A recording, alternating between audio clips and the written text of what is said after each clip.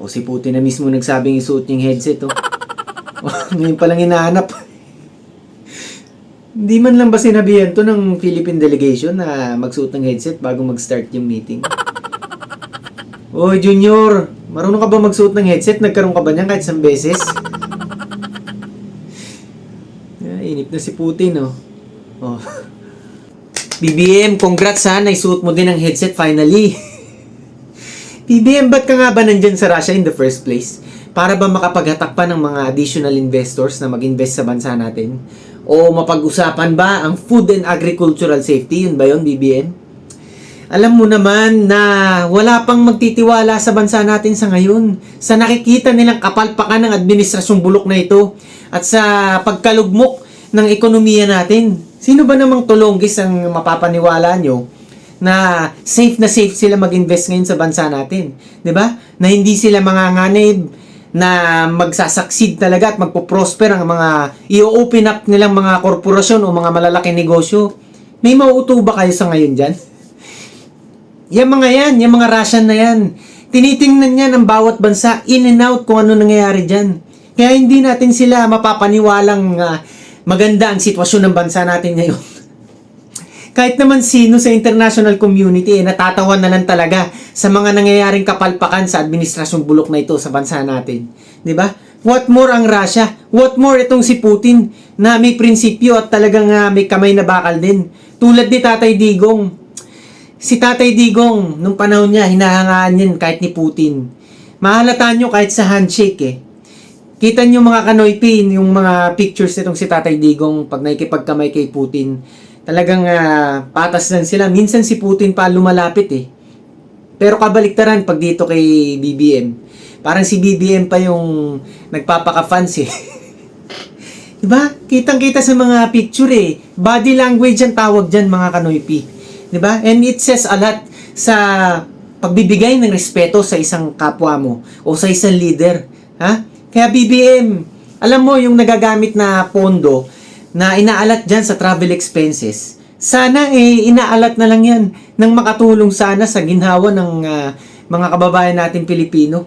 Sana pinapakain na lang yan sa mga mahirap na nagugutom dyan. O kaya, i-adapt sa mga napepending ngayon ng mga infrastructure projects. E di sana yung mga nakapending ngayon dyan natutuloy na, di ba? Hundreds of millions kung iestimahin yung mga nagagastos dyan. Particular na dyan sa mga ganyang pag-travel papunta Russia. Iba pa dyan pag nag-accumulate yan o tinotal nyo yan sa loob ng isang taon. Abot ng billion yan kung iestimahin. So, ang laki ng sayang talaga. Tapos, sino ba naman tayo? May say ba tayo dyan sa mga world leaders na yan? Makapangyarihan leader tulad ni Putin? Parang naiisip ko tuloy, opinion ko na parang ilusyon to ng Malacanang na pagmukhang malakas tayo sa world stage.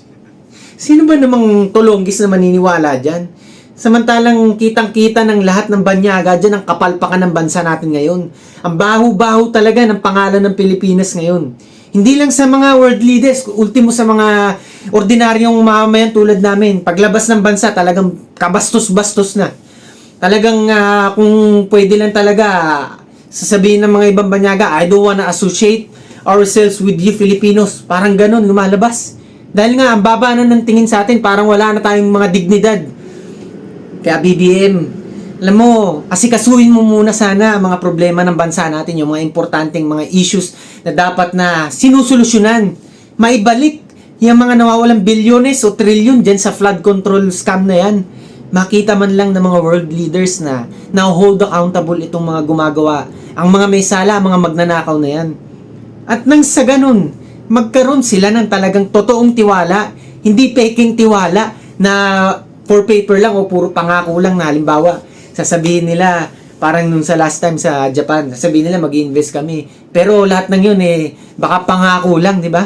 Para talagang sila magbigay ng agreement agad, magpirmahan agad. Pag nakita nilang maayos ang estado ng bansang Pilipinas. Kaya BBM, tutukan mo muna bansa natin. Hindi kawalan ang pagsipot sa mga ganyang klase ng meeting. Hindi yan kawalan, inuulit ko. Ha? Pero ang kawalan dito, yung makikita ng mga ibang bansa na lalo tayong nalulugmok.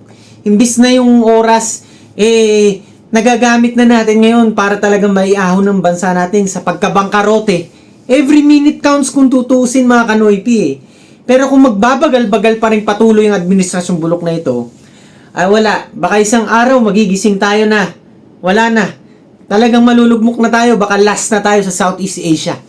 Talagang mauunahan na tayo kahit yung mga neighboring countries natin na mas may hirap pa sa atin sa ngayon. Sana lang talaga maisip ng administrasyon to yung dapat nilang i-prioritize, hindi yung mag-travel at magpunta sa mga ganyan mga meeting while millions of Filipinos are still in hunger hanggang ngayon. Kaya yan, hanggang dito muna tayo mga kanoypi. Tandaan nyo, huwag kayong mawala ng pag-asa. One day, magiging Singapore din ang Pilipinas basta't kayo ay magpapakamakabayan. Maraming salamat.